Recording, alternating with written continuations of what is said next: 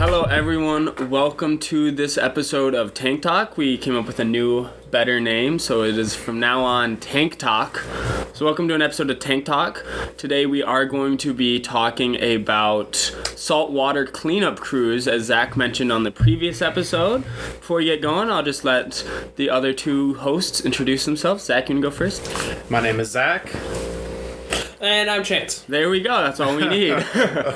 All right. So you all want to, Zach, since you had this topic in mind, you want to start us off? Yep. So basically, a saltwater cleanup crew is what cleans your tank, cleans up detritus, cleans up uneaten food, and basically just makes your tank a healthier ecosystem for your other fish. So cleanup crews, not even specifically saltwater, but they're kind of like the snails, catfish, things that are going to go through, clean up food that falls. Yep. The stuff that'll grow on the side of the tanks. Yep. I don't know what it's called. Algae. Algae, all that stuff. Yep, uneaten stuff, basically. It's very important for your tank to have somebody that's eating that stuff. Otherwise, it's just going to sit on the bottom and eventually turn into nitrates. You're going to get nitrate spikes, and then your fish are going to die due to those spikes. Yeah, and I think that saltwater cleanup crews are much more important to a tank than freshwater cleanup crews, especially if you want to have a tank with corals and live rock and all that stuff. There's a bit more complexity into a saltwater cleanup crew that Zach will go into further here shortly. Yeah, so basically, your most important members of the cleanup crew, in my mind, for saltwater tanks, is your hermit crabs, your various types of snails like Narissas, turbos, nerite snails, and then you got like your starfish you can get. I would suggest... Lost the name of the starfish. Serpent starfish. Serpent starfish is what I would likely get. They do a really good job of cleaning inside tight spaces, and they just live a lot longer than your typical other starfish. But serpent starfish are pretty sensitive to... Is it nitrates? Nitrates. Nitrates in your tank. So usually you want to have an established saltwater for a while until you introduce that part of your cleanup crew. Usually you start with hermit crabs and Narissa snails first and slowly work your way up in complexity once your tank establishes more. Is there any specific process you need to take when deciding what cleanup crew to add to your tank? Or can you just kind of like start with the hermit crabs and stuff like that? But maybe as far as specific species goes, do you need to make sure that certain species are proper for your tank? Or can you just kind of go by whatever you like the best? Depending on the size of the tank and the area, like if you have a big tank that needs a lot of cleaning and everything, you're gonna need to get a bigger cleanup crew to do the job. Like if you have a 120-gallon tank, 3 hermit crabs aren't gonna do anything for you. The bigger the tank you get, the bigger variety and the more cleanup crew you're gonna need. In almost any tank, no matter the size, you can get a good amount of hermit crabs. I think they do a really good job of cleaning up uneaten food as well as disturbing the sand, so it's not sitting perpetual all the time and just holding on to algae and stuff that grows on it. Yeah, and it depends on what else you're stocking in your tank, especially with Zach's 40-gallon. He has coral in it, so there are certain species that of cleanup crew members that will eat coral. Mm-hmm. So there's even fish that are technically kind of considered part of cleanup crew, because like tangs are really pretty fish, but they also eat algae and stuff off of it, everything. But there's other crabs like emerald crabs. Emerald crabs are really cool. They look just like deep sea crabs, like just mini versions of it, but there has been known to be some cases of emerald crabs eating and picking at corals. If there doesn't seem to be enough food for them as a source, they'll pick at other things and potentially hurt your coral. But that's not to say that emerald crabs and coral haven't coexisted in tanks before. It's just making sure that there's enough established food for that species, particularly if you want that in a coral tank. Yeah, there's some fish that you need to watch out for as well. There's a certain invasive anemone actually called aptasia, and it's actually really bad for your tank, and it's really hard to get rid of. But there's a fish called an aptasia eating fish. It probably has a different name but it would seem really nice to put in your tank so it could get rid of that. But as soon as it runs out of aptasia, it's going to start eating your corals. So it's just some little things like that you need to look into, especially when you have a reef aquarium. Was it an Aptasia filefish? Oh yeah, I think that's what its actual name was. Filefish look super cool. They're like little thin guys, really pointy snouts, and they eat Aptasia, which is good. But then they might start picking at your corals, and when you spend so much money on the corals, you don't want those picked. But those are really neat looking fish too.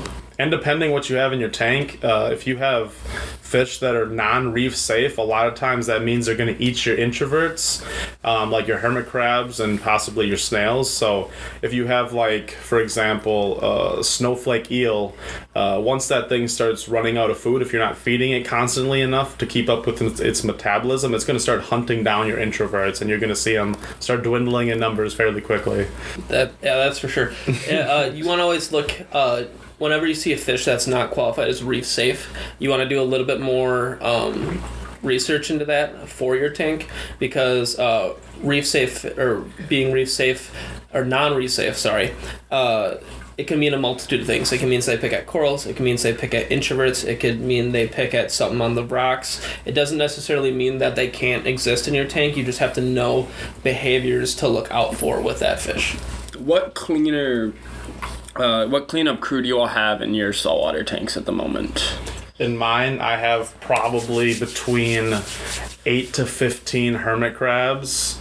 I have about 4 Nerissa snails, maybe 6 Nerite snails, and 3 turbo snails.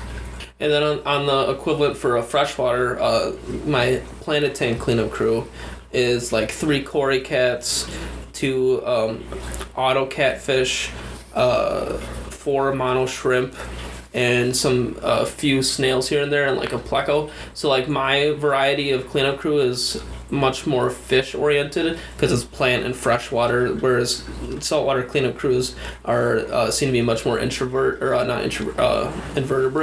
based rather than like more fish. And I also have snails and the shrimp too, but those are more for looks. Like I don't need them, whereas like Zach's tank needs those hermit crabs in order to be a stable tank, like for the water to be stable enough for all the fish in the coral.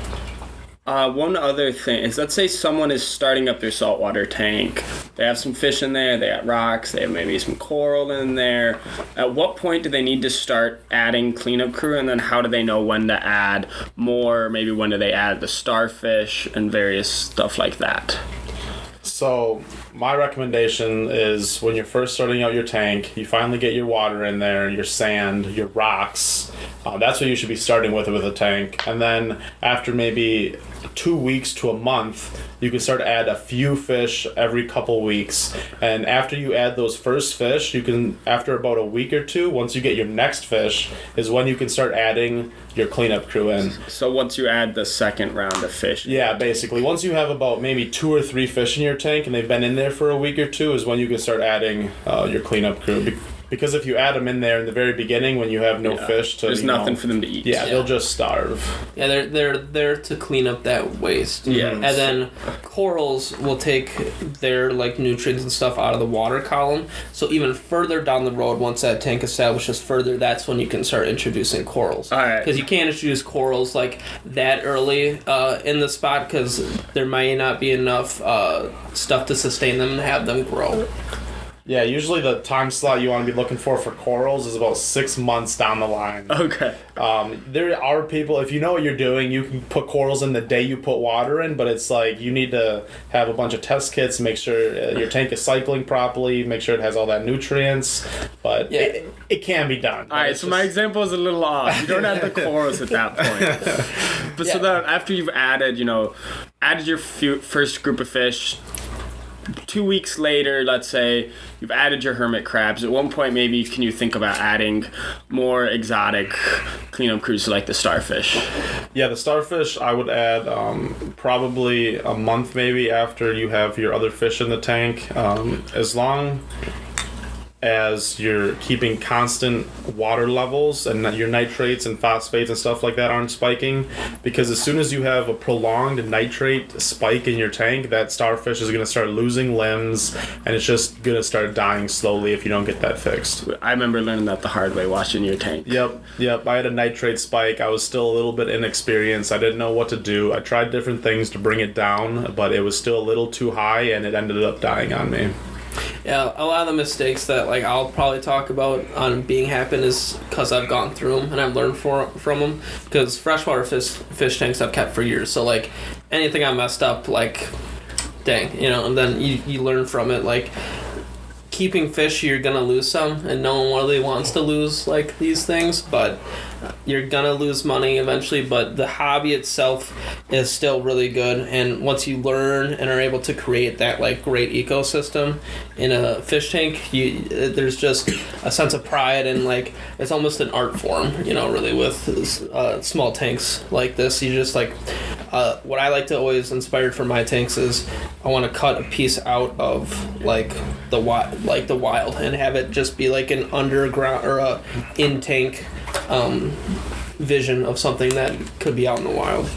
I guess what we can do now is I'll name one of my top cleanup crew species or introvert. You got me saying that now. Yeah. Invert. Well, you said introvert, then I said it. Then I had to fix it. Inverts, not introverts. And then Chance can pick his top freshwater cleanup crew type fish. So for me, I think my favorite right now would be a Nerissa snail. They do a great job. They burrow into the sand and they turn up all your soil, and they also do a great job of eating uneaten food in the sand and on top of the sand. The only thing that sucks is you don't really see them that often because they are sand burrowers, but as soon as you put some food into the tank, they sniff that. They have like a long like snout-like trunk that they'll stick above the sand, and then you'll see them just unearth themselves, and they'll start cruising around and eating up all your food. We're doing favorite or best? Best in your opinion? Best in my opinion.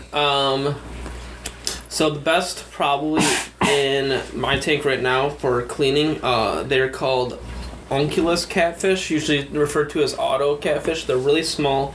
They only get to about an inch and a half. They're a little algae eater catfish that'll eat stuff off your leaves and off the walls, and they look really cute, and if you get enough of them, they school.